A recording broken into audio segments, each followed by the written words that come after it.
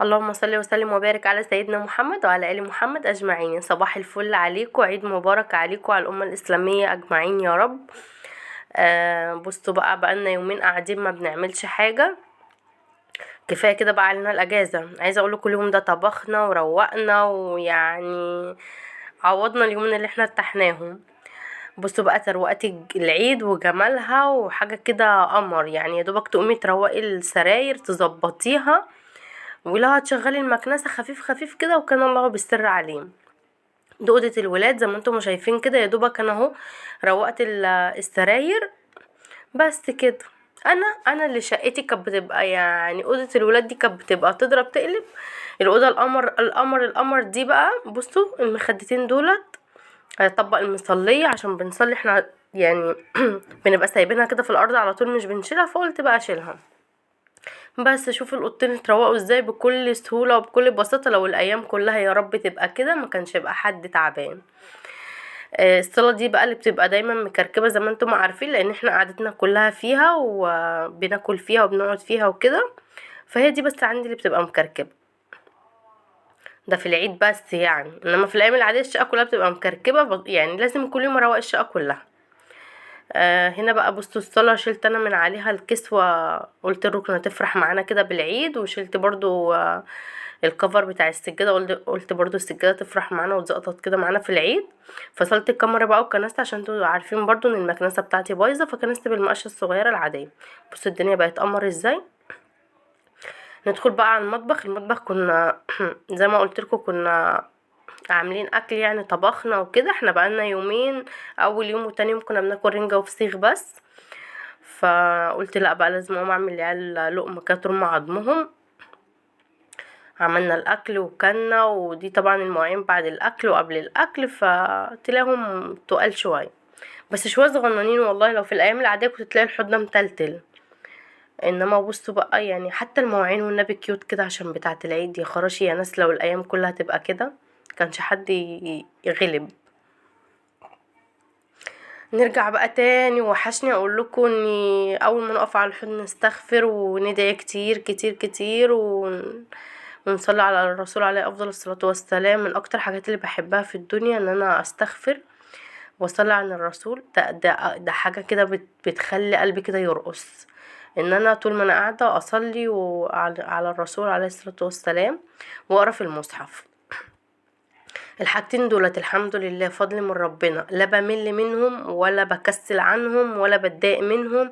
يعني ايام عادية في رمضان في اي وقت تلاقي يعني اقعد اقرا في المصحف الحمد لله، يا رب يديم عليا نعمة يا رب.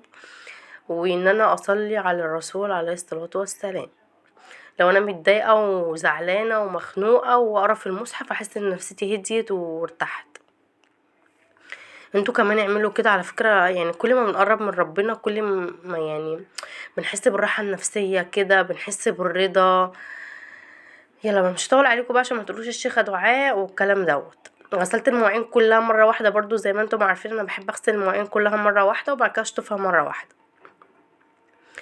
وغسلت كمان الحوض صبنته عشان لما احط فيه المواعين كده يبقى مفيش زفارة مفيش بواقي اكل مفيش اي حاجة. عفوا ايها الساده، عايزه اقول لكم ان احنا من ساعه العيد واحنا كلنا تعبانين، وتقريبا الناس كلها مش احنا بس، يعني كل ما اكلم حد من اصحابي يقولوا احنا كمان تعبانين واحنا كمان عندنا برد. يلا ربنا يعديه على خير. هنا يوسف ابني كان يقتحم الكاميرا وكده، فانا برقت له بقى كده زي ما انتم ما شفتوا فاهمين. هنشطف بقى المواعين ونحط كل حاجه مكانها عشان الشقه كلها تبقى قمر. كانت ماما وبابا واخواتي كانوا جايين لي في اليوم دوت يعيدوا عليا، فكان يا دوبك يعني ان انا الحق وكده. قولوا لي بقى رحتوا فين من ساعه العيد؟ عاملين زي انا من ساعه العيد ما خرجتش من البيت، يعني من يعني اقول لكم ايه، من الفيس للواتس ومن الواتس للفيس، وكان الله بالسر عليه. لا خرجنا ولا رحنا في اي حته. قولوا لي بقى انتوا زي كده ولا لا؟ حتى ولا رحنا عيدنا على امي ولا اخواتي ولا اي حد.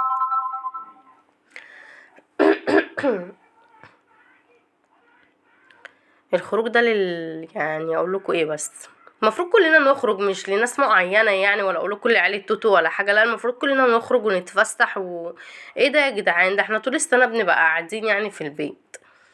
الله. مفروض كده اجازة نعوض كده الايام اللي ما بنخرجش فيها، نعوض شهر رمضان بقى كله قعد في البيت وطبيخ وغسيل وكحك وبتاع ايه ده. هنخرج اصبروا بس، وما اخرج اصور لكم وهوريكم برضو احنا رحنا فين. مين بقى زيي اول ما البوتاجاز يطفي كده هو سخن ملهلب بروح شايله من عليه المواعين واروح غسلاه.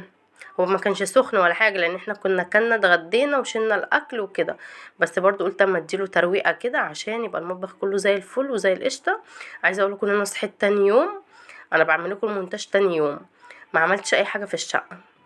يعني كان المطبخ طبعا رايق الحمد لله، هو يا دوبك لميت بس شويه المواعين وحضرت الفطار وبس، وروقت برضو السراير زي ما انتم شفتوا برضو في الفيديو دوت. بقولكوا تروقات العيد بتبقى قمر كده وكيوت وعلى الهادي يا زبادي. مهيسه مهيسه، ما تدقوش في اي حاجه اقولها، ما تدقوش معايا. كنت بلاعب يونس بقى، كان يونس قاعد معايا في الارض. عايزه اقول لكم ان الادراج بتاعه المطبخ يعني تقريبا ما فيش حاجه بتقعد فيها، كل ما يونس يدخل معايا المطبخ يرميلي في الارض. بصوا بقى المطبخ بقى قمر ازاي. اشوفكم في فيديو جديد ويوم جديد.